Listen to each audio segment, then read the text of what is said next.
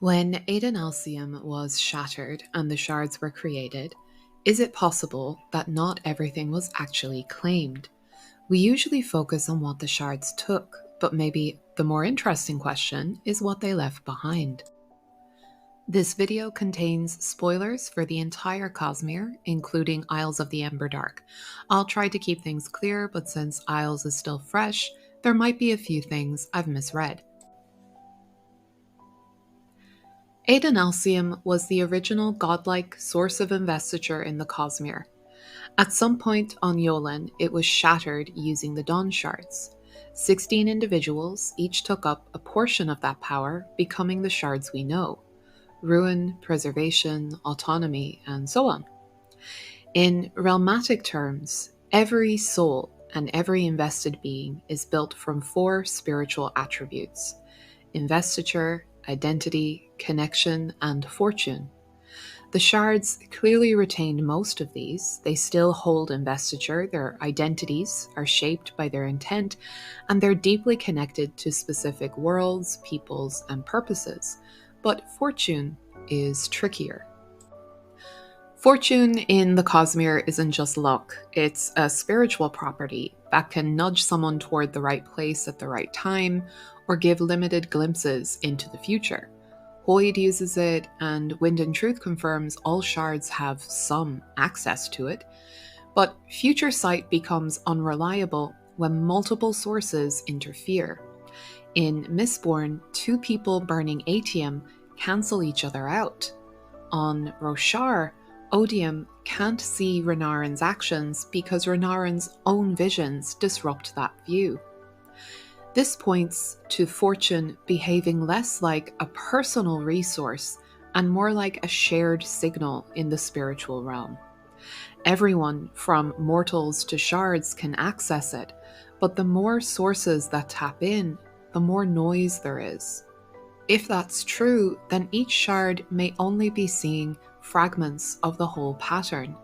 The master feed could still be shaped by something older, and they may not realize their view is incomplete. To explain why something might remain unclaimed, let's borrow from thermodynamics. The first law tells us energy can't be created or destroyed, only changed, just like investiture. The second law: each change increases disorder or entropy. Some energy becomes less useful. The third law: you can never remove all energy from a system. Something always remains. If the shattering followed similar principles, then some part of what made Adonalsium could have been scattered beyond the shard's reach, not destroyed, but left unstructured. That remnant might include fortune, still present, but not under any vessel's full control. We've seen that when a shard is killed, the aftermath isn't tidy. On Cell, the deaths of Devotion and Dominion left behind the door. Investiture merged into a chaotic, hard-to-control form. Near Threnody, Ambition's death scattered corrupted investiture, creating dangerous phenomena like the evil and the shades. These aren't clean handovers of power. They're unpredictable leftovers, invested but unstable, and shaped more by circumstance than intent. What if the shattering itself caused the biggest case of spiritual fallout in history? The 16 shards got the clean, intent-aligned pieces, but other fragments, ones that didn't slot neatly into a vessel, were left to drift across the Cosmere. Over time, those remnants might coalesce into strange forms.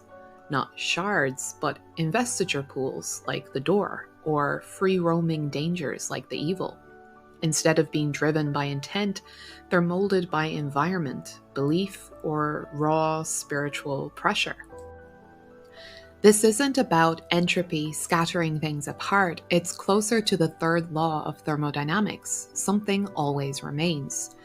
Fortune, if it was never fully claimed, may still be present as a universal property, a kind of built-in counterforce that slowly draws scattered pieces back together, not consciously, but as a natural drift written into the spiritual realm itself.